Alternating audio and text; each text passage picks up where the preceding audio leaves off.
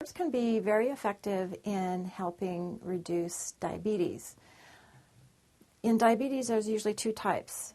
Type 1 is due to juvenile onset and usually comes on in the teens, and those people are insulin dependent for their entire life. Type 2 is usually adult onset, and it's usually due to things like obesity, overeating, spicy foods, sugary foods, lack of exercise.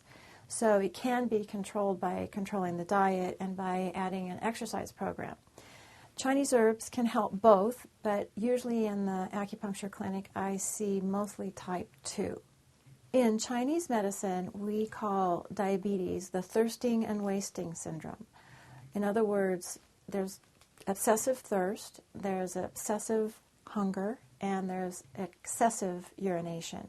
So whenever you see those three factors, we call that the thirsting, wasting, because they're constantly drinking water and still thirsty, constantly eating and still hungry, and then this constant urination.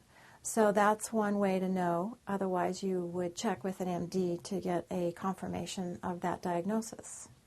So in Chinese medicine, we call it the thirsting and wasting syndrome, and it involves what we call deficient heat and dryness. So there's too much heat in the body and too much dryness in the body.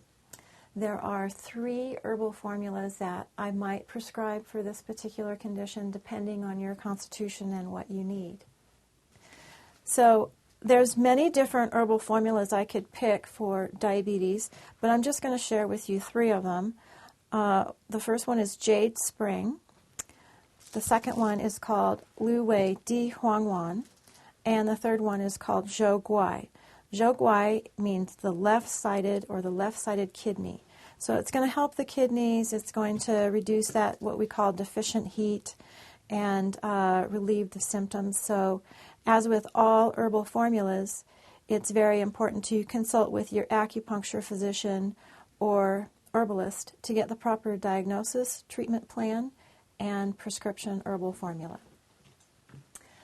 If you have diabetes, something safe for you to do at home, especially if you have the symptom of the frequent urination, and it could also be possible sore back or knees, low-grade fever or night sweats, and tinnitus.